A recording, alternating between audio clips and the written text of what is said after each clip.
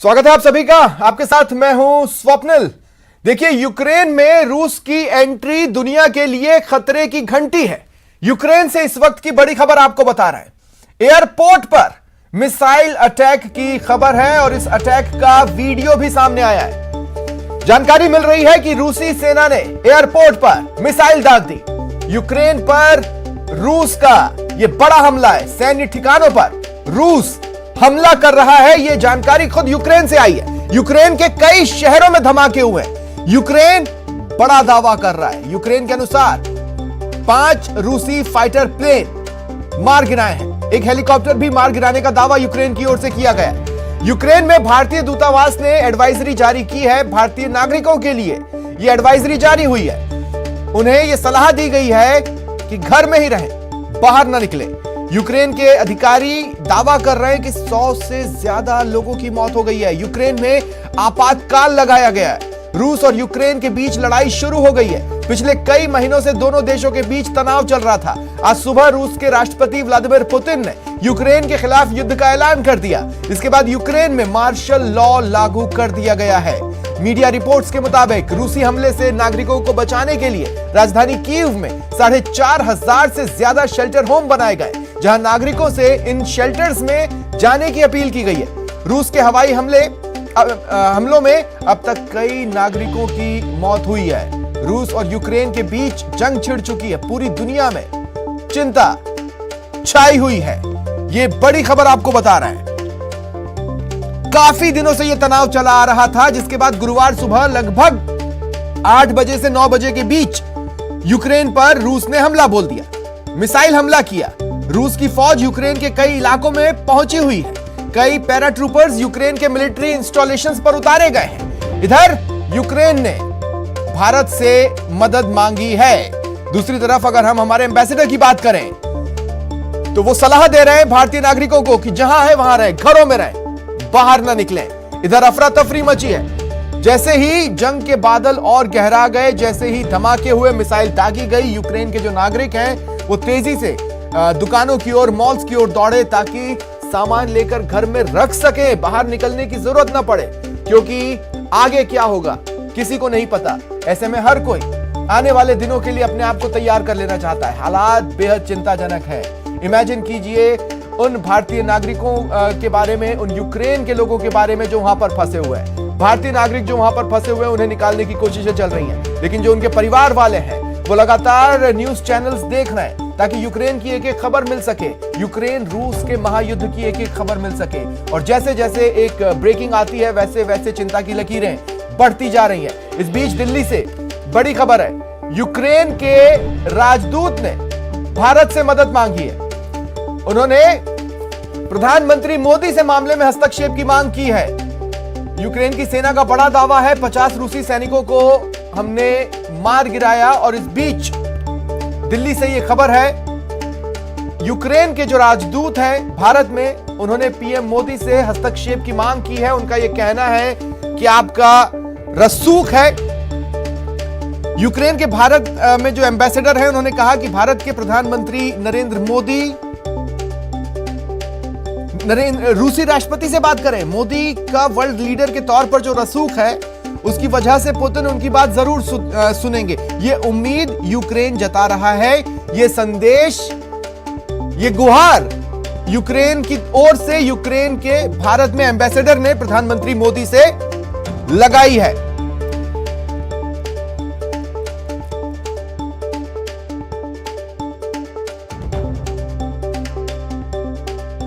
देखिए, चौंकाने वाली खबर थी जब यह जानकारी मिली कि रूस के राष्ट्रपति व्लादिमीर पुतिन ने नेशनल टेलीविजन पर हमले का ऐलान किया और धमकाने वाले अंदाज में बोले कि रूस और यूक्रेन के बीच किसी ने भी दखल दिया तो अंजाम बहुत बुरा होगा। अब देखिए चीजें किस तरफ जा रही हैं। जो तस्वीरें मिल रही हैं वो काफी डरावनी है। जैसे ही व्लादिमीर पुतिन का बयान आया, उसके 5 मिनट के भीतर यूक्रेन की राजधानी कीव और अन्य इलाकों में धमाके हुए, मिसाइल अटैक हुए, एयरपोर्ट बंद किया गया, लेकिन एयरपोर्ट को भी निशाना बना लिया गया। यूक्रेन भी हालांकि दावा कर रहा है रूसी विमानों को गिराने का। और इस बीच भीलवाड़ा से खबर मिल रही है रूस और यूक्रेन में युद्ध छिड़ा है। इस बीच भीलवाड़ा की अनुष्का और अविका दिल्ली लौटी। देखिए, जिन स्टूडेंट्स को लेकर विमान भारत आया उसमें भीलवाड़ा की भी 2 बच्चियां अविका और अनुष्का लौटी हैं। भीलवाड़ा में उनके परिवार वालों ने राहत की सांस ली है, लेकिन इसी तरह की राहत की सांस की उम्मीदें अन्य परिवार वाले कर रहे हैं जिनके बच्चे यूक्रेन में फंसे हुए हैं।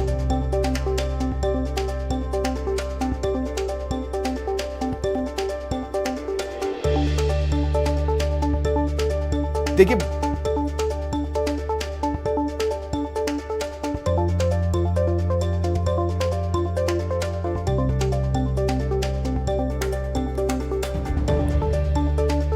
अब देखिए स्थिति बहुत टिपिकल हो चली है।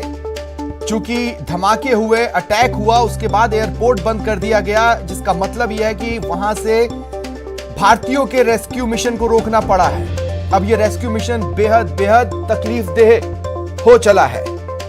और इस वक्त हमारे साथ पूर्व राजनयिक गौरीशंकर गुप्ता जी जुड़ रहे हैं। गौरीशंकर जी, स्वागत है आपका न्यूज 18 राजस्थान पर। देखिए, जब समय था तब राह इतनी मुश्किल थी, अब तो समय भी नहीं है, राह बेहद मुश्किल हो चली है।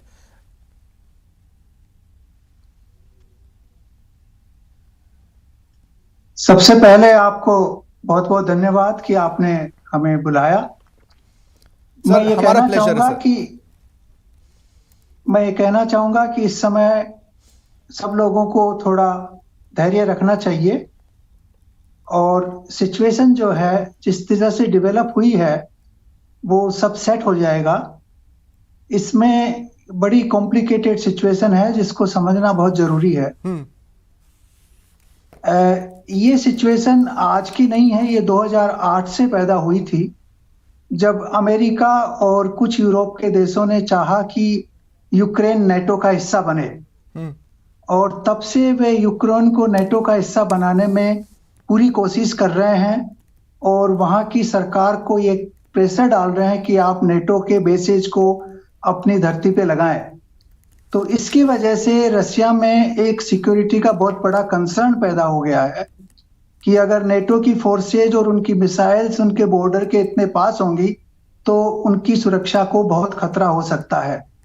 इसी वजह से ये सिचुएशन इस रूप में डेवलप हो गई है और अभी जरूरी है कि हम डिप्लोमेटिक तरीके से इसका समाधान ढूंढें, क्योंकि सिचुएशन और एस्केलेट होगी तो ये एक फुल फ्लेज्ड वार के अंदर कन्वर्ट हो सकती है, जो किसी के भी हित में नहीं है। इसीलिए हमारी सरकार पूरी कोशिश कर रही है कि दोनों पक्षों के बीच में बातचीत जारी रहे और दूसरे लोग जो दूसरे बड़े नेता हैं संसार के, वो दोनों तरफों से बात करके इस स्थिति को नियंत्रण में लाएं और रूस को और यूक्रेन को दोनों को समझाएं कि वार को जो है वो समाप्त करना और कम करना बहुत जरूरी है। हमारी समस्या यह है कि हमारे यहाँ 15,000 के करीब नागरिक यूक्रेन में हैं। हाँ। भारत सरकार ने उनको करीब पिछले 3 सप्ताह से चेतावनी दी थी कि आप यूक्रेन छोड़ के आ जाएं, लेकिन वो आना नहीं चाह रहे थे। पिछले 2-3 दिनों में 2 एयरक्राफ्ट एयर इंडिया के कुछ यात्रियों को लेके आए हैं, लेकिन अभी उसमें घबराने की कोई बात नहीं है, क्योंकि ये लोग रोड से ट्रेवल करके पोलैंड और हंगरी भी जा सकते हैं और वहां से इनका इवैक्यूएशन हो सकता है। इसलिए यहाँ पर जितने भी उनके संबंधी हैं, परिवार वाले हैं, उनको घबराने की कोई आवश्यकता नहीं है। उनकी जान ऐसे कोई खतरे में नहीं होगी। मेरे को पूर्ण विश्वास है कि वो रोड के रास्ते से पोलैंड या हंगरी पहुंच जाएंगे और वहां से उनका इवैक्यूएशन भारत होना संभव होगा। सर, आप मेरे साथ रहें। देखिए, यूक्रेन में एक मेडिकल स्टूडेंट हैं दीपक राठौड़, जो कि फंसे हुए हैं और इस वक्त टीवी स्क्रीन पर भी नजर आ रहा है। मुझे पूरी उम्मीद है आपके सजेशंस भी वो सुनेंगे। दीपक, क्या कुछ चल रहा है, कैसे हैं आप?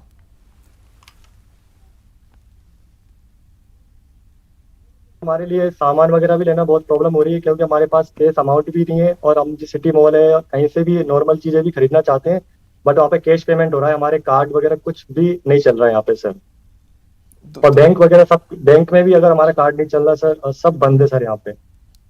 कोई आपसे ओनली संपर्क में कैश है पेमेंट भारत चल की रहा है तरफ सर, से? हमें बहुत प्रॉब्लम, हमारे पास कैश भी नहीं है सर। हमारी तो यही अपील है कि हमें जल्द से जल्द यहाँ से निकाला जाए। हमारी फ्लाइटें भी कैंसिल हो चुकी है, मेरी फ्लाइट 25 की थी, हम्म। आज ही हमारे पास नोटिफिकेशन आया कि फ्लाइट कैंसिल हो चुकी है। अच्छा दीपक, क्या इस तरह की बातें हैं कि आप पहले भी निकल सकते थे, लेकिन आप नहीं निकल पाए और इसलिए आपने 25 की फ्लाइट ली? सर इसलिए क्योंकि हमारी यूनिवर्सिटी ने बोला कि ऐसा कुछ नहीं होगा, हम आपको यहाँ पे बिल्कुल प्रोटेक्ट रखेंगे हम्म। और यहाँ पे सिक्योरिटी वगैरह पूरी तरह आपका ध्यान रखा जाएगा। हम्म। उसके बावजूद भी और ऑफलाइन क्लासेस का हमको बोला गया था कि आपकी 8 मार्च से क्लासेस ऑफलाइन रहेंगी। हम्म। तो हमने ये डिसीजन लिया, अगर लड़ाई सीमित होगी तो हमने सोचा कि बॉर्डर तक ही होगी, बट ऐसा हुआ तो फिर सडनली हमारी सारी फ्लाइट कैंसिल हो चुकी हैं सर, इसलिए मैंने ये डिसीजन लिया 25 फरवरी का। तो आप कहां पर हैं यूक्रेन में एग्जैक्टली? सर सर यूक्रेन में हूँ मैं सर, जेफ्रोजिया स्टेट मेडिकल यूनिवर्सिटी सर, जेफ्रोजिया, ओके। जो तो कीव से 500 किलोमीटर है समथिंग। राजधानी के आप बेहद पास हैं। आज क्या हुआ? मतलब मैं ये कहना चाह रहा हूं कि जब पुतिन ने नेशनल टेलीविजन पर कहा कि हम हमला करने वाले हैं, ये खबर तो आप तक पहुंची होगी, उसके बाद आज क्या हुआ? आपने क्या कुछ सुना, या अगर कुछ खिड़की से देखने को मिला हो तो क्या देखा आपने? सर हमारे इधर तो कुछ ऐसा नहीं है जेफ्रोजिया के अंदर, बट मेरे जो दोस्त हैं, मेरे ग्रुप मेट्स हैं, तो कीव गए थे, उन्होंने वहां पे इस चीज का धमाका सुना सर, बॉम्ब विस्फोट का। मेरे दोस्त कीव में ही पढ़ते हैं और आज कल ही मेरे दोस्त यहाँ से बस के द्वारा कीव एयरपोर्ट पे गए थे, जो कीव एयरपोर्ट पे वहाँ फायरिंग वगैरह होने के बावजूद फिर उनको कीव एयरपोर्ट से बस स्टेशन लेके ले जाया गया सर। तो अब तो वो वहाँ एयरपोर्ट पे बंद अभी कर दिया इंडियन गया है? एम्बेसी के पास में है। जी बिल्कुल सर, एयरपोर्ट बंद कर दिया गया है सर, मेरे 2 लोग वहाँ पे हैं सर अभी भी। आप लोग घर से बाहर निकल भी पा रहे हैं? सर घर से बाहर निकल पा रहे हैं, बट हम कुछ खाने पीने के लिए सामान लेने गए थे मॉल वगैरह में, कि अगर इन केस काफी टाइम तक अगर सब कुछ बंद हो जाए तो हमारे ग्रोसरी का सामान वगैरह लेने। बट हमारे पास कार्ड था, कार्ड के अंदर अमाउंट है, बट वहाँ पे वो चल नहीं आ रहा सर, स्वेप नहीं हो रहा हमारा कार्ड, और बैंक से पैसा विड्रॉल भी नहीं कर पा रहे हैं। और हमारे पास इतना अमाउंट भी नहीं है, केस में लगभग इंडियन करेंसी में 300 या 400 रुपीज के समथिंग है यहाँ की करेंसी के। यहाँ की करेंसी है सर हिरेवना, जो लगभग 200 या 300 के रेवन है हमारे पास, तो हमें इस चीज की प्रॉब्लम झेलनी पड़ेगी सर। तो दीपक, खाने पीने का कोई बैकअप आपके पास है कि मतलब जैसे अपन तो इंडियन है ना, अपन थोड़ा बहुत तो रखते ही हैं, वैसा कुछ स्थिति बिगड़ी है कि क्या हुआ है?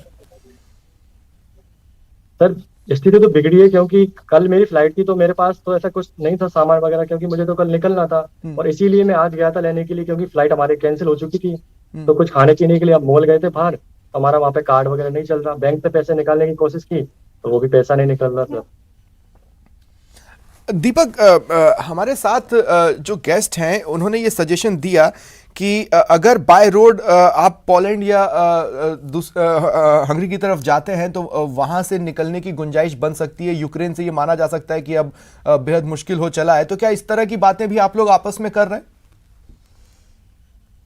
सर नहीं कर रहे, क्योंकि सर बाहर हमको इन्फॉर्म किया यूनिवर्सिटी ने कि आप अपने जहाँ पर अभी सुरक्षित रहो, आप कहीं पर बाहर वगैरह मत जाओ, क्योंकि अभी हमारी यूनिवर्सिटी ने कुछ बच्चे जो अभी यूक्रेन में कीव एयरपोर्ट पे गए, उनके लिए एक प्राइवेट बस अरेंज की है, जो हमारे स्टेट में आने के लिए। तो जो बच्चे कीव में, उनके वापस यहाँ पर रिटर्न हो रहे हैं जेफ्रोजी सिटी के अंदर आज। लगभग कितने होंगे? लगभग सर सर पूरी लगभग बस के अंदर 50 लोग के आसपास आते हैं, ऐसी 3 या 4 बस जाती है यहाँ से डेली, लगभग 200 बच्चे के आसपास हैं जो वापस कीव से जेफ्रोजिया वापस आ रहे हैं सर, क्योंकि उनके लिए अभी इंडियन एम्बेसी के पास भी गए थे वो, तो इंडियन एम्बेसी वहाँ पे लॉक था, सभी लोग बाहर अपने लगेज लेके खड़े हुए थे। तो मेरे जो दोस्त वगैरह जो भी मेरे ग्रुप मेट्स हैं या जूनियर है मेरे, वो सब वापस रिटर्न हो रहे हैं सर अपने कॉलेज के लिए, क्योंकि वहाँ पे ज्यादा रिस्की है, क्योंकि धमाका वहीं पर ही हुआ है सर। एक बात बताइए मुझे कि क्या इंडियन एम्बेसी के साथ आप संपर्क में हैं? सर संपर्क में है सर, बिल्कुल, वो हमारा कॉल भी नहीं उठा रहे सर, मेरे दोस्त वगैरह ने भी कॉल लगाया। तो क्या कम्युनिकेशन की प्रॉब्लम है इसलिए, या फिर कुछ और रीजन? मतलब हो सकता है मोबाइल डिस्टरबेंसेस हो या फोन लाइन में डिस्टरबेंसेस हो, या कुछ और कारण है? कम्युनिकेशन तो नहीं सर, कम्युनिकेशन तो ठीक है यहाँ पे, अभी नेटवर्क वगैरह कोई इशू नहीं है सर, सब ठीक है यहाँ पे। शायद उनके पास भी बहुत लोगों के कॉल आ रहे होंगे, इसलिए हमारा कॉल नहीं उठा पा रहे। ठीक है, आप हिम्मत बनाए रखें और मेरे साथ रहें। मैं लगातार आपसे बातचीत आगे भी करता रहूंगा ताकि आपका संदेश लोगों तक पहुंच पाए। कम से कम अगर आपके पेरेंट्स हैं वो इस वक्त टीवी स्क्रीन देख रहे होंगे तो मुझे पूरी उम्मीद है कि कम से कम वो आपको देख पा रहे हैं, आपको सुन पा रहे हैं। और आपकी तरफ से यहाँ पर बहुत से लोग फाइट कर रहे हैं, जो लगातार अपील कर रहे हैं केंद्र सरकार से कि किसी तरह आप लोगों को वहां से निकाल कर अब वतन वापस लाया जाए। सहयोगी हितेंद्र मेरे साथ जुड़ रहे हैं। मुझे बताया जा रहा है कि उनके साथ वो छात्र हैं जो खुशकिस्मत रहे और समय रहते यूक्रेन से लौट आए हैं। हितेंद्र, बातचीत करें उनसे।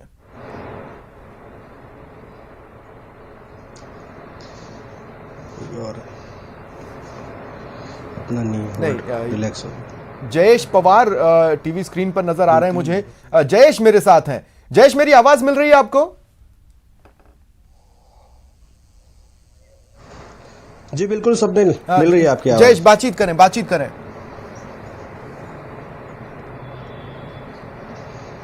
स्वप्निल, मैं बताना चाहूंगा यूक्रेन में जो रूस का हमला हुआ है उसके जो असर है डूंगरपुर में भी बड़े पैमाने पर इसका असर देखने को मिल रहा है। डूंगरपुर से करीब 250 से ज्यादा ऐसे छात्र हैं जो यूक्रेन के अलग अलग प्रांतों में रहकर मेडिकल की पढ़ाई कर रहे हैं। फिलहाल उनके जो पेरेंट्स हैं यहाँ पर लगातार उनसे फोन से संपर्क किए हुए हैं और इंडियन एम्बेसी से भी लगातार संपर्क कर रहे हैं ताकि उनके हालात जान सके। हालांकि अभी तक डूंगरपुर जिले के किसी भी छात्र का ऐसा किसी खतरे में पड़ने जैसी बात नहीं आई है। हमारे पास ऐसे ही कुछ मेडिकल छात्र जो यूक्रेन में उनके पेरेंट्स मौजूद हैं, उनसे बात करके जानते हैं कि उनकी वहां पर बच्चों की क्या स्थिति है।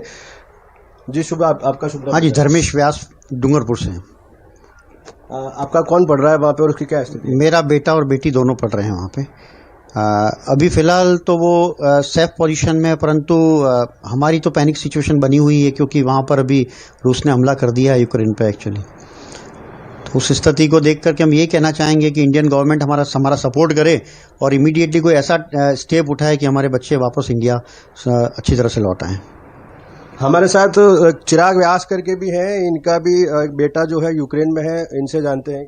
चिराग जी, बताएं आपके बेटे की क्या स्थिति है? मेरा बेटा भी है, अभी हाल फिलहाल तो सुरक्षित है, पर जो हमले हुए हैं और जो गोलाबारी हो रही है, बमबारी हो रही है, जो कीवी पे हमला हो गया है, एयरपोर्ट बंद हो गए हैं, तो उससे हमें चिंता तो बहुत हो रही है। यहाँ पर बनी हुई थी और ये इन्होंने अपने बच्चों से बातचीत की होगी तो कहा तो होगा कि अभी लौट आओ, आगे का आगे देखते हैं, तो फिर बच्चे उस वक्त क्यों नहीं आ पाए?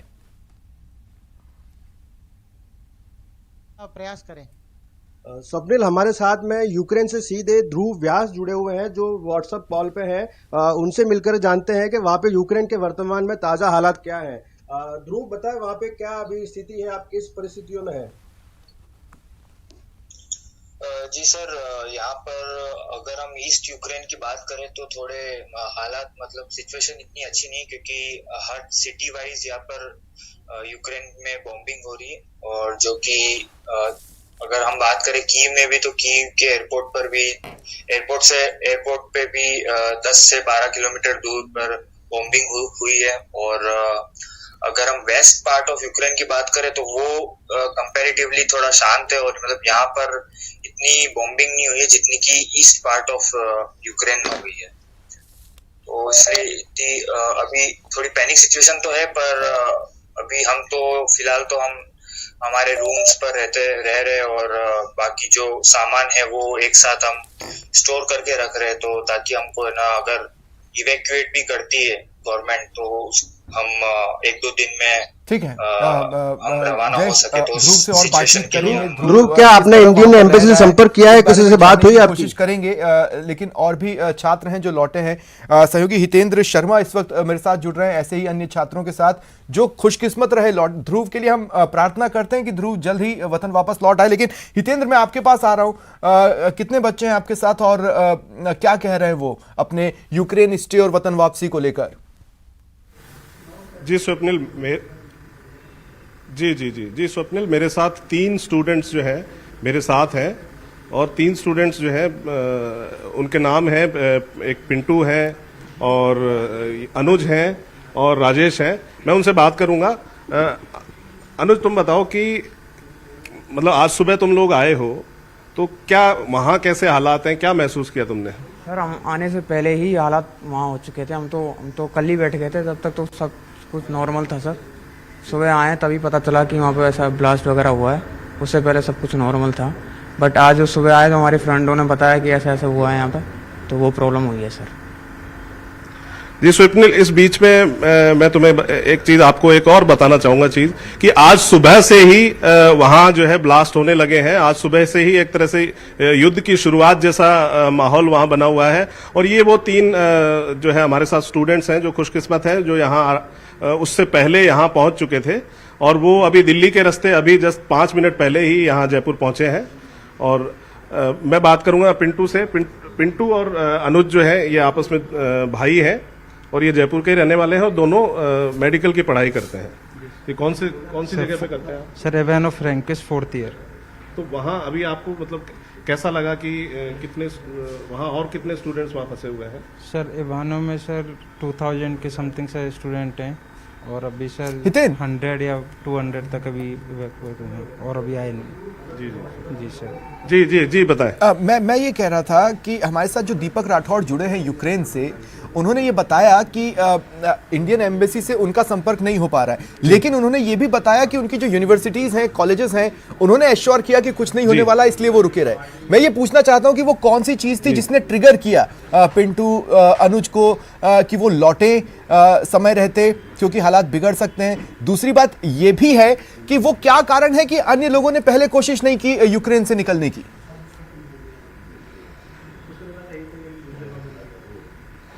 जी जी राजेश, ये बताएं कि वहाँ करीब 2 महीने से इस तरह का माहौल है, तो अभी एकदम से ऐसा क्या ट्रिगर हुआ, ऐसा क्या हुआ कि आप अभी निकलने के लिए मतलब आप अभी निकले, उससे पहले नहीं निकले? ऐसी क्या मतलब ऐसा क्या वहाँ माहौल था या वहाँ किस तरह की बातें चल रही थी यूनिवर्सिटीज में या बाकी जगहों पे, या आपकी एम्बेसी से बात होती रही होगी वहाँ, इंडियन एम्बेसी जो कीव में है यूक्रेन में, तो क्या ऐसी बात थी कि आज मतलब आज आप आए हो जबकि 1.5-2 महीने जो है वहाँ इस तरह के टेंशन को हो चुके हैं? सर पहले इतना ज़्यादा नहीं चल रहा था, थोड़ी शांति थी और जब हम लोकल लोगों से पूछते थे तो यही बताते कि ऐसा कुछ नहीं होने वाला, बट अभी थोड़ा ज़्यादा हो रहा था तो घर वाले बहुत ज़्यादा पैनिक थे। इस चक्कर में हमने कल की टिकट निकलवाई और ये इंडिया की शायद लास्ट फ्लाइट थी। आज जो फ्लाइट थी वो कैंसिल हो गई और आगे भी शायद 2-3 दिन कोई फ्लाइट नहीं है। ठीक है, रहे आप मेरे साथ। संदीप हुडा भी मेरे साथ जुड़ रहे हैं, हमारे सहयोगी हैं, वो भी कुछ चीजों को जोड़ेंगे। संदीप, मैं आपके पास आ रहा हूँ, आप किनके साथ हैं? माध्यम से यही गुजारिश करूंगा कि उन जो भी जी बिल्कुल, देखिए स्वप्निल, हमारे साथ मोनिका बिजारनिया है जो यूक्रेन के खार्किव से मेडिकल की पढ़ाई कर रही हैं और 2 दिन पहले ही वहां से लौटे हैं।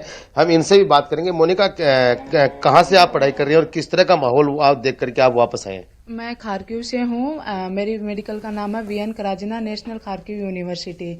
मैं वहाँ पे एमबीबीएस कर रही हूँ। मैं अभी 21 को ही आई थी सुबह 6 बजे। तो वहाँ पे काफी गंदा माहौल हो रखा है। वहाँ पे है ना, सभी को है ना निकालने की कोशिश कर रहे हैं। मैं तो पहले आ गई थी, बट अभी मेरे कुछ फ्रेंड्स हैं वो वहाँ पे फंस चुके हैं। उन्हें निकालने का अभी बंदोबस्त किया जा रहा है कि कैसे ना कैसे करके उनको वहाँ से निकाला जाए। आप खुद पैनिक हो गए थे या घर पे जैसे पैनिक हो गए थे? किस वजह से इतना जल्दी आना पड़ा? मैं भी पैनिक हो गई थी, पर मेरे पेरेंट्स काफी ज्यादा पैनिक हो गए थे। उन्होंने सब रिपोर्ट्स वगैरह देखी यूक्रेन के और रशिया के वॉर की, तो उन्होंने मतलब जल्द से जल्द मेरी टिकट बुक करवाने की कोशिश की ताकि मैं जल्द से जल्द इंडिया आ सकूं। आप जिस तरह से घटनाएं घटित हो रही थी, आपके पास खबरें आती रही होंगी, तो कहीं ना कहीं डर तो था मन में कि कुछ होगा तो कहाँ जाएंगे, क्या करेंगे? जी बिल्कुल, काफी डर था हमें कि हम क्या करेंगे, कहाँ जाएंगे। फिर बीच में हमारी फ्लाइट्स भी बंद हो चुकी थी, फिर हमारी अभी फ्लाइट्स खुली हैं बट अभी फिर से बंद हो चुकी हैं। तो मुझे जो मेरे फ्रेंड्स हैं वहाँ पे, उनका भी डर है कि वो कैसे आएंगे अभी।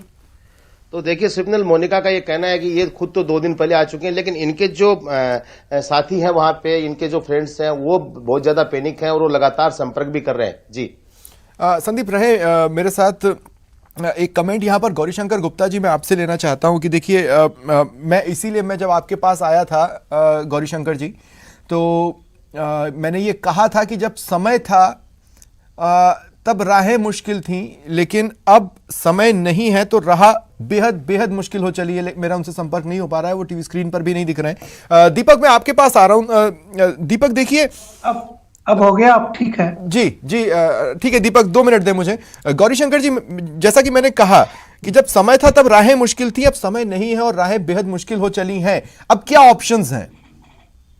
देखिए, पहले तो मैं ये कहूंगा कि इन सब बच्चों को आप ये कहें कि ये बिल्कुल भी टेंशन नहीं करें। इनकी कोई जान कोई खतरे में नहीं है। सर आप उनसे सब डायरेक्ट कुछ बात ठीक कर हो सकते जाएगा। हैं, एक एक बच्चा आपको सुन रहा है, अब बोलिए। हाँ, सब बच्चे बड़े शांति से जहां पे हैं वहां पे रहें, और जब एयर स्पेस वहां का होगा, ओपन होगा, तब वहां से फ्लाइट चलेंगी। अगर वहां से फ्लाइट नहीं चल पाएंगी तो ऐसा कोई रास्ता निकलेगा कि या तो इन बच्चों को पोलैंड लेके जाया जाएगा या हंगरी, और वहां से फिर इनका इवेक्युएशन होगा। तो इनको बोले कि ये बिल्कुल घबराए नहीं, सेफ रहेगा, इसकी तो हाँ, गारंटी नहीं बिल्कुल ले सकते। रहेगा, घबराए नहीं। और यूक्रेन काफी बड़ी कंट्री है। ऐसा है कि वार एक छोटे से एरिया में, ईस्टर्न एरिया में हो रहा है, और वेस्टर्न में जो ये बच्चे जो हैं वो करीब 500-600 किलोमीटर दूर हैं। तो इन बच्चों को घबराने की कोई जरूरत नहीं है अभी फिलहाल। आप थोड़ा उनको कहें कि 2-3 दिन आप सिचुएशन को वॉच करें और रहें, और उस बीच में कोई ना कोई व्यवस्था भारत सरकार, इंडियन एम्बेसी जरूर ऐसा कुछ करेगी जिससे इनको इवेक्युएशन जल्दी से किया जाए। बिल्कुल, लेकिन अब जैसे दीपक ने कहा कि इंडियन एम्बेसी से दीपक की बातचीत नहीं हो पा रही है, इस पर एक छोटा सा कमेंट जरूर दें, लेकिन फिर भी मैं बोल रहा हूं हमारे पास क्या ऑप्शंस हैं, मतलब एज अ नेशन इंडिया के पास क्या ऑप्शंस हैं? देखिए, इंडिया के पास ऑप्शन ऐसे हैं, जैसे मैंने आपको बताया कि इन सब बच्चों को कहीं ना कहीं एक जगह इकट्ठा करके और बस से या किसी और पब्लिक ट्रांसपोर्ट से इनको किसी दूसरी कंट्री में ले जाया जाएगा, और वहां से फिर एयर फ्लाइट से इनको बाहर निकाला जाएगा। अगर एयर स्पेस यूक्रेन का बंद रहता है तो। अगर एयर स्पेस यूक्रेन का खुल जाता है तो फिर हमारी इवेक्युएशन फ्लाइट यूक्रेन में ही चली जाएंगी और वहां से इनको वापस निकाला जाएगा। नहीं, पर जिस तरह की तस्वीरें या जिस तरह की ब्रेकिंग्स यूक्रेन से आ रही हैं, आपको ये लगता है कि चीजें सूट डाउन होंगी? क्योंकि दूसरी कंट्रीज भी अपने अपने तरीके से इन्वॉल्वमेंट की कोशिश कर रही है। बेलारूस ले लीजिए आप या चीन ले लीजिए आप। नहीं, देखो, बेलारूस का तो कोई इन्वॉल्वमेंट नहीं है, वो तो अलग है। और चीन के जो बच्चे हैं वो चीन सरकार उनको निकालने की कोशिश करेगी। आई एम श्योर वो रास्ता कोई ना कोई ढूंढेंगे, जैसे हम ढूंढेंगे। हमारी जो इवेक्युएशन की जो पुरानी प्रक्रिया है वो इतनी सुदृढ़ है कि हमारे सरकार ने हर जगह से हमारे नागरिकों को निकाला है। हमारा रिकॉर्ड बहुत ही अच्छा है। तो इनको घबराने की बिल्कुल जरूरत नहीं है। आप अनावश्यक रूप से नहीं घबराएं। मैं सब बच्चों से अपील करूंगा कि आप शांति से रहें और 2-3 दिन सिचुएशन को देखें, उसके बाद सब व्यवस्था ठीक हो जाएगी। ठीक है। और वैसे मैंने देखा था टीवी पे भी अनाउंसमेंट थे, इंडियन एम्बेसी ने भी वहां अनाउंस किया था।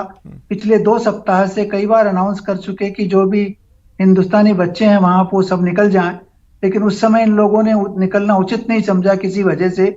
लेकिन अब घबराने की बिल्कुल भी जरूरत नहीं है। मैं आपको अश्योर करता हूँ कि ऐसी कोई सिचुएशन नहीं आएगी कि उनकी जान को कोई खतरा हो। ठीक है, देखिए वजह तो स्पष्ट है ही। अब जो बच्चा जहां पर है उसका फर्स्ट गार्जियन उसका इंस्टीट्यूट होगा। अगर इंस्टीट्यूट एश्योर कर रहा है तो वो उसको मान लेगा। सेकंड गार्जियन के तौर पर इंडियन एम्बेसी की एंट्री होगी उनकी डे टू डे लाइफ में या उनकी पर्सनल लाइफ में, जितना मैं समझ पा रहा हूं। मैं दीपक आपसे पूछना चाहता हूं, आप डरे हुए तो नहीं है? कम से कम मैं तस्वीरों में देखकर इस बात को कह सकता हूं कि आप डरे हुए तो नहीं है।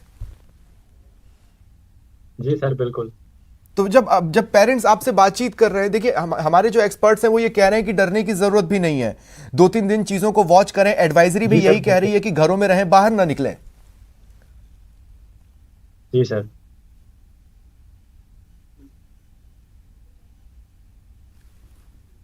आपके पेरेंट्स से भी तो बातचीत होती होगी। हजारों फोन आते होंगे तो उनको भी कई बार फोन लेने में दिक्कत होती है। जी बिल्कुल। हाँ बोले दीपक। हाँ सर, पेरेंट्स वगैरह का कॉल आता है, बट उनको सब यहाँ पे नॉर्मल है। बट आज ये प्रॉब्लम हुई स्टार्ट सर, तो थोड़ा पैनिक हुए वो लोग। तो हमने उनको बोला कि आप चिंता ना करें, सब ठीक होगा। मैं भारत सरकार पर पूरा विश्वास है। हमारी सरकार बहुत अच्छी है, तो हमें यहाँ से निकालेगी भी टाइम से। ऐसी कोई डरने वाली बात भी नहीं। मेरे दोस्त भी हैं, सभी लोग, हम सबको विश्वास है हमारे भारत सरकार पे सर। आप लोगों तक एम्बेसी का वो मैसेज पहुंच गया था कि अगर पॉसिबिलिटी बन रही है तो आप फिलहाल यूक्रेन छोड़ दें? सर उनने कंफर्मेशन नहीं दिया सर। अभी कंफर्मेशन इन्होंने 2 या 3 20 फरवरी को दिया था। जिस टाइम हमने फ्लाइट बुक की थी उस टाइम पे लगभग फ्लाइट बुक थी, तो हमें 25 का मिला था। ओके। ये एडवाइजरी आई थी 20 फरवरी को सर, और हमने उसी टाइम फ्लाइट बुक किया, तो 21, 22, 23, 24 की फ्लाइट फुल थी सर। एयर इंडिया की भी 10 मिनट के अंदर फ्लाइट फुल हो गई थी, तो हमें 25 की मिली थी। मेरी सिस्टर की 1 मार्च की है, मेरे फ्रेंड की 28 फरवरी की है। तो ये सर बिकॉज, और कॉलेज की तरफ से भी हमें ये नोटिस है कि आप 9 मार्च के बाद आपकी क्लास ऑफलाइन है। तो हम इसके लिए भी चिंतित थे कि फिर बाद में हमारी ऑफलाइन क्लास हो गई तो फिर हमको आना वापस पड़ेगा इतना पैसा खर्च करने के बावजूद। तो हमारे को डीन ने ये बोला है सर कि आपकी 9 मार्च से क्लासेस ऑफलाइन रहेंगी। तो वहां पर आप किस किस के संपर्क में हैं? आपके दोस्त या हमवतन जो लोग हैं उनसे बातचीत की है आपने? क्या आपने ये सोचा है कि कम से कम हम लोग एक साथ एक जगह रहना चालू कर दें? हाँ सर, हम हॉस्टल में रहते हैं सर, बिल्कुल। हॉस्टल में पूरे इंडियन बच्चों का एक हॉस्टल है सर, जिसमें लगभग 200 स्टूडेंट हैं इंडियन बच्चे सर, एक हॉस्टल के अंदर। एक पूरा हॉस्टल है हमारे इंडियन स्टूडेंट का सर। तो अभी 200 के 200 बच्चे उस हॉस्टल में हैं या कुछ लोग वापस वतन लौटे? हाँ सर, अभी लगभग 150 के आसपास तो अभी हॉस्टल में है सर। अभी मैं अपने फ्रेंड के पास आया था सामान वगैरह लेने के लिए यहाँ पे, तो फिर देखा यहाँ पे कि ये सिचुएशन है, तो फिर हम वापस इधर आ गए। आपने बताया कि आपने बताया कि किस तरह से वहां पर अब सामान की कमी का सामना आपको करना पड़ सकता है, इस बात का अंदेशा आपने शुरुआत में जताया था। मेरे साथ इस वक्त धीरज श्रीवास्तव जी जुड़ रहे हैं, जो कि राजस्थान फाउंडेशन के चेयरमैन हैं। धीरज जी, स्वागत है आपका न्यूज़ 18 राजस्थान पर। देखिए, बहुत से लोग हैं वहाँ पर हमारे अपने वतन के। अब उनका तो यही मानना है, उनके लिए जो ग्राउंड जीरो है वहां पर कोई हीरो बने।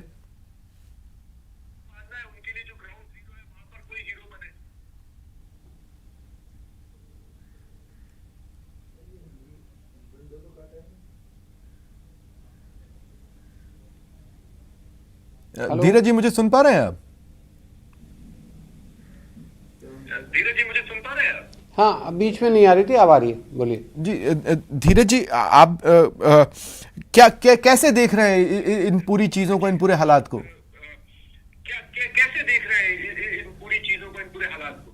देखिए, इसमें कोई शक नहीं है कि जब फॉर्मल वॉर स्टार्ट हो गया है तो हम सबकी चिंता जो है कई गुना बढ़ चुकी है, और कोई कारण नहीं है इसमें निश्चिंत होकर के बैठने का। हमारे जो स्टूडेंट्स हैं वो वहाँ पे जो और कम्युनिटी के लोग हैं जो बिजनेस कर रहे हैं, कुछ भी है, उनके लिए माननीय मुख्यमंत्री जी की चिंता, हम सबकी चिंता लगी हुई है। और हमारा लगातार संपर्क MEA से और एम्बेसी से बना हुआ है। मुख्यमंत्री जी के निर्देश पर हम लोगों ने चिट्ठी लिखी। अभी मुख्य सचिव राजस्थान ने भी सेक्रेटरी MEA को लेटर लिख करके, और जो राजस्थान के बच्चे हैं उनकी सुरक्षा के व्यापक प्रबंध और सुरक्षित घर वापसी के लिए आवश्यक निर्देश देने की गुजारिश की है। तो सेंटर के साथ डायलॉग कैसा चल रहा है? डायलॉग किस दिशा में बढ़ते देख रहे हैं आप? तो सेंटर के साथ डायलॉग कैसा चल रहा है? डायलॉग किस दिशा में बढ़ते देख रहे हैं आप? देखिए, सेंटर भी इस समय जो परिस्थितियां हैं उसमें बहुत ज़्यादा मैं नहीं कह सकता कि गवर्नमेंट ऑफ इंडिया किस तरीके से इसको रिजॉल्व कर पाएगी, और जितनी जल्दी ये अब युद्ध समाप्त हो, हम तो यही कह सकते हैं। क्योंकि अभी पिछली बार जब बात हुई थी तो हमने एडवाइस करा था, जो इनपुट्स थे, कि खाने की व्यवस्था अगले 1 हफ्ते की स्टॉक अपने पास रखें ताकि घर से बाहर ना निकलना पड़े in case of any eventuality. और आज जब वो स्थिति आ गई है तो कम से कम घर के अंदर तो अपने खाना पीना सब मौजूद हो, और 3-4 दिन के अंदर शांति हो जाए, समाधान हो जाए, इस समस्या का अंत हो, और हम लोग एक निश्चित। लेकिन धीरज जी, आप भी जानते हैं कई ने ये स्टेटस हासिल कर लिया होगा, लेकिन कई इसे नहीं भी कर पाए होंगे क्योंकि सब कुछ आज सुबह आकस्मिक हुआ। मैं आपसे ये पूछ रहा हूँ, सेंटर के साथ आपका फर्स्ट टॉक क्या हुआ था और फर्स्ट डिमांड आपने क्या रखी थी?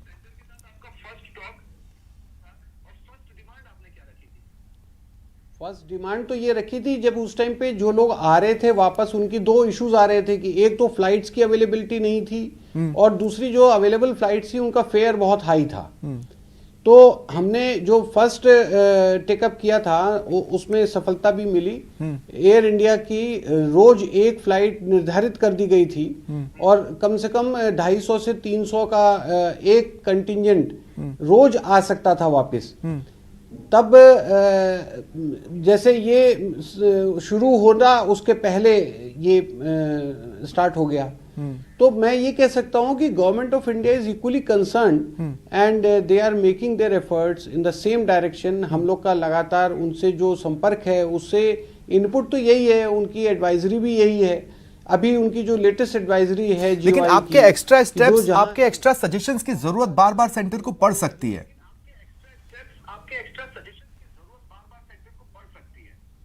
नहीं तो हमने उनको रिटन में अपने सजेशंस दिए हैं कि सबसे बड़ी तो शायद आने वाले समय में जरूरत पड़ेगी वीजा की, क्योंकि जो जिनके पास वीजा है उनके पास शेंजन वीजा नहीं है। अगर वो दूसरे कंट्रीज के वाया होकर के, कोई जॉर्जिया होकर के आ रहा है, कोई दुबई होकर के आ रहा है, कोई शारजा होकर के आ रहा है, कोई पोलैंड होकर के आएगा, तो उनके वीजाज में जो है एमईए को एक स्टैंड लेना पड़ेगा। And that is what we have made a request to them that whenever this evacuation is restored and flights का नंबर इतना सीमित है, उसमें जो बच्चे किराया भी बचेगा, उसमें थोड़ा रीजनेबल फेयर हैं दूसरी कंट्रीज के माध्यम से, तो उसमें वीजा की भी रिक्वेस्ट हमने टेकअप करी। ठीक है सर, आप मेरी गुजारिश है आपसे, आप रहे मेरे साथ, और भी कुछ बातें हैं जो मैं आपसे आगे करूंगा, लेकिन एक बार अपने सहयोगी हितेंद्र के पास मैं यहाँ पर जा रहा हूँ। हितेंद्र, मैं आपके पास इस सवाल के साथ आ रहा हूँ कि आपके साथ जो बच्चे हैं वो निकले, तनाव की स्थिति जैसे ही उनको महसूस हुई कि ज्यादा बिगड़ रही है, वो एडवाइजरी उन्होंने फॉलो की कि जो जा सकता है वो चले जाए। दूसरे लोग क्यों नहीं निकल पाए उनके हिसाब से? और दूसरा, जो मैंने आपसे पहले भी कहा कि उनके इंस्टीट्यूट्स आखिर उनको, जो कि उनके फर्स्ट गार्जियन हो जाते हैं यूक्रेन में, वो उनको क्या कह रहे हैं? जैसे दीपक को ये कह रहे हैं कि भाई मत जाओ, और फिर अभी ऑफलाइन क्लासेस हम कुछ दिनों बाद चालू कर देंगे, तो वो उसने भी बच्चों को संशय में डाला।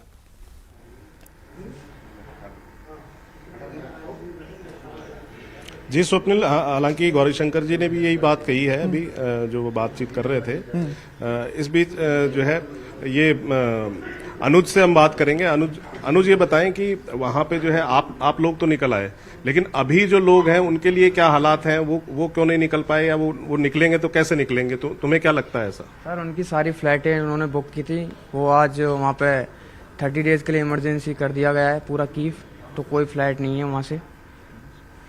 तो सर यही है सर कि उनको एयरलिफ्ट किया जाए, जितने भी हमारे दोस्त रह गए हैं सर, हमारे जितने भी भाई बहन हैं सभी को बुलाया जाए सर वापस अपने यहाँ। क्या आपकी एम्बेसी से बात हुई थी इस बारे में, इंडियन एम्बेसी से, इससे पहले? यस सर, इससे एम्बेसी से बात हुई थी सर, वो बोल रहे थे हम रेस्पॉन्स देंगे। और इनके इंस्टीट्यूट्स, तो उन्होंने जब आपने मतलब ये कॉल, रेस्क्यू की कॉल या वहां से निकलने की कॉल आपने ली थी, या जो है वहां से आई थी आपको कॉल, या किसी तरह का ये अलार्म था? दोनों साइड से पॉजिटिव आंसर था सर, हमने भी दिया था, उन्होंने भी रेस्पॉन्सफुल दिया था सर हमारे लिए इसके रिगार्डिंग सर। जी स्वप्निल, मैंने ये कहा कि इनका कहना है कि इन्हें जो है रिस्पांस इंडियन एम्बेसी की तरफ से भी अच्छा मिला, और इनके इंस्टीट्यूट, जी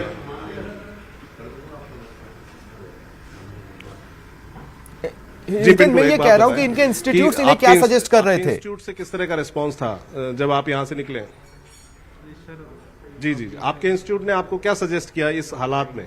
कि सर अब पहले तो सर ऑफलाइन ही क्लासेस चल रही थी, फिर हमने सर एम्बेसी से बात की कि हमें एक्चुअली पेरेंट्स बहुत वरीड थे तो ऑनलाइन चाहिए हमें क्लासेस, तो उन्होंने अभी हमारी 2 वीक की ऑनलाइन की थी अभी, तो अभी तक 2 वीक से अभी कोई अपडेट नहीं आया, 2 वीक के लिए ऑनलाइन है सर।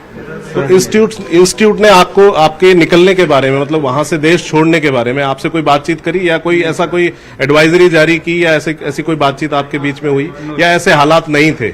नहीं सर, ऐसा कुछ यूनिवर्सिटी ने कहा कि आप अभी, पर इंडियन एम्बेसी ने कहा था कि जितना हो सके जल्दी आप टेम्पररी यूक्रेन छोड़ सकते। अच्छा, ये इंडियन एम्बेसी का कॉल था?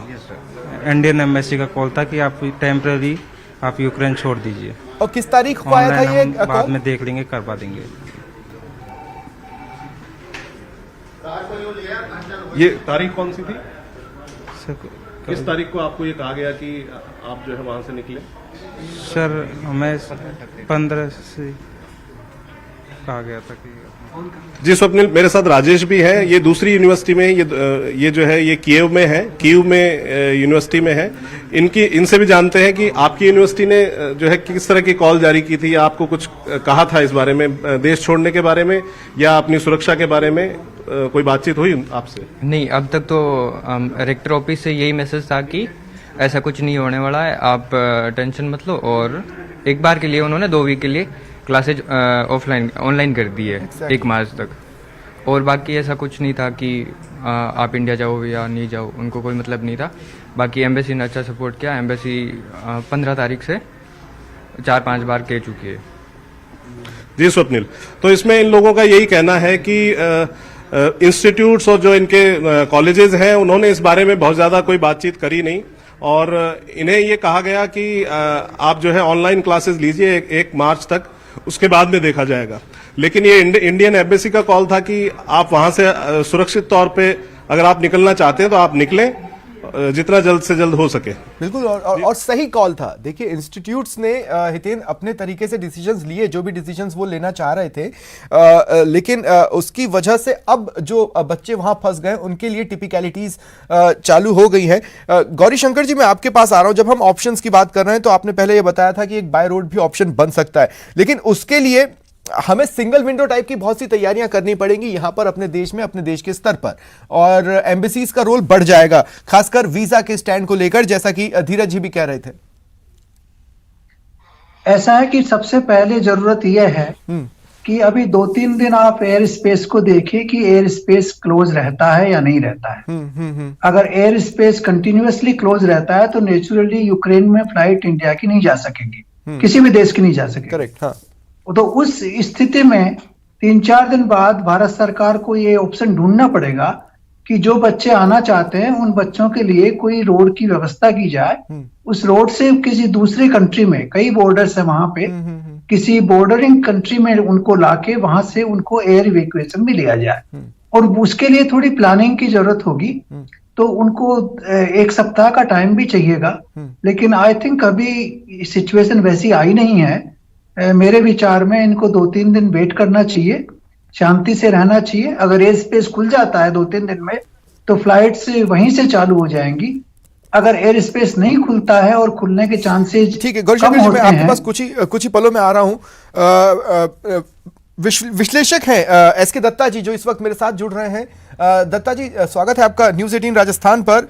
क्या देख रहे हैं आप, किस तरफ जा रही हैं चीजें? देखिए, अभी भी हालत थोड़ा सा जटिल तो है और थोड़ा पेचीदा है, पर मैं समझता हूं कि अभी भी उतना गंभीर नहीं है कि एकदम बिल्कुल हाहाकार मच जाए या फिर पैनिक मोड पे आ जाए।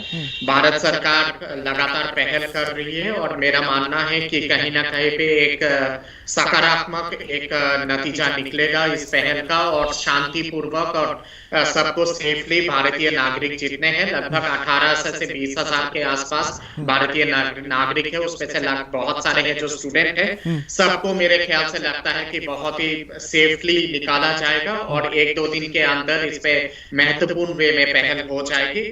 सरकार लगातार इस पे प्रयास कर रही है, और मैं समझता हूँ कि क्योंकि एयर स्पेस अब बंद हो गया है आपातकालीन स्थिति के चलते, तो कहीं ना कहीं पे आपका जो रोड का जो मार्ग है, यानी कि जमीन का जो मार्ग है, जमीन के मार्ग के माध्यम से कुछ पहल हो रहा है, और मैं समझता हूँ कि बहुत ही जल्दी इस पे नतीजा दिखने को मिलेगा। और इसके साथ साथ अंतर्राष्ट्रीय पटल पे भारत को आप एक बहुत महत्वपूर्ण रोल प्ले करने की आवश्यकता है, क्योंकि भारत का बहुत बेहतरीन संबंध यूक्रेन के साथ भी है और रूस के साथ तो हम लोगों का ऐतिहासिक संबंध है। तो मैं समझता हूं कि हमारे देश के माननीय प्रधानमंत्री जी या और हमारे देश के विदेश मंत्री जरूर कुछ ना कुछ रूस के साथ बातचीत करेंगे, और बातचीत के माध्यम से शांतिपूर्वक इस मसले को शांतिपूर्वक सुलझाया जाए। इस पे भारत का एक महत्वपूर्ण पहल होगा, और मैं समझता हूं कि भारत का बहुत ही बेहतरीन संबंध है दोनों देशों के साथ, और खास करके रूस के साथ। तो भारत जो भी कदम उठाएगी इस पहल के लिए, शांतिपूर्वक इस मसले को इसका समाधान निकालने के लिए, मैं समझता हूं कि रशिया भी जरूर उस पे कहीं ना कहीं पे गौर करेगी और गंभीरतापूर्ण भारत की चिंताओं को लेगी। और मेरा मानना है कि कहीं ना कहीं पे ये मामला अभी भी एक समय बचा हुआ है और अभी भी एक माध्यम है, कूटनीतिक कूटनीतिक दृष्टिकोण से और शांतिपूर्वक इस मामले को सुलझाया जा सकता है और संयुक्त राष्ट्र को एक बहुत महत्वपूर्ण कदम अपनाना पड़ेगा। और मेरा समझ और मेरा मानना है कि भारत ने ऑलरेडी संयुक्त राष्ट्र में इस दिशा में कदम उठा चुकी है। तो हमारे पास डिप्लोमेटिक क्या ऑप्शंस होते हैं? देखिए, मैं ये इसलिए पूछ रहा हूं क्योंकि यूक्रेन के एम्बेसडर ये कह रहे हैं कि प्रधानमंत्री मोदी से वो चाहते हैं कि वो हस्तक्षेप करें, व्लादिमीर पुतिन से बातचीत करें। वहीं अगर हम देखें तो रूस के साथ आपने खुद ही कहा कि हमारे ऐतिहासिक रिश्ते हैं, तो डिप्लोमेटिक व्यू पॉइंट से हम कहां पर स्टैंड करते दिख रहे हैं आपको इसमें? देखिए, अभी अगर देखा जाए तो सारे देश जितने सारे हैं वो लोग कहीं ना कहीं पे दो खेमे पे बटे हुए हैं। हाँ। पश्चिम के जो देश है वो लोग नेटो समझौता के चलते वो अमेरिका के साथ है और पूरे यूरोप अमेरिका के साथ है इस पूरे मसले पे। और जहां बात आती है चीन ने कहीं ना कहीं पे रशिया का जो रुख है उस रुख को समर्थन दिया है, तो कहीं ना कहीं पे दो धार में तो बढ़ गया है पूरा चीज। मैं समझता हूँ कि भारत एकमात्र महत्वपूर्ण देश है जिसका एक ग्लोबल प्रेजेंस है और अंतरराष्ट्रीय पटल पे भारत के योगदान को बहुत ही हमेशा एप्रिशिएट किया जाता है। मैं समझता हूं कि भारत आप एक महत्वपूर्ण भूमिका अदा कर सकते हैं क्योंकि भारत का ऐतिहासिक संबंध रूस के साथ है और उसके साथ साथ यूक्रेन के साथ भी बहुत ही बेहतरीन संबंध है भारत का।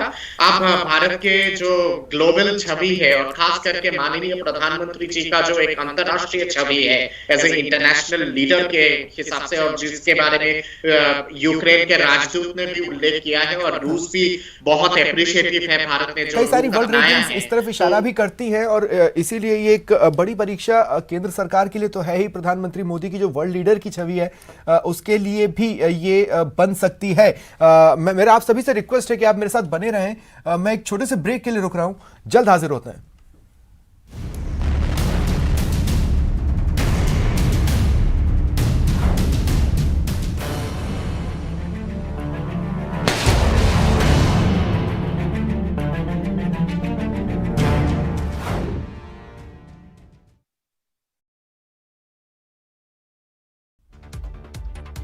जम्मू कश्मीर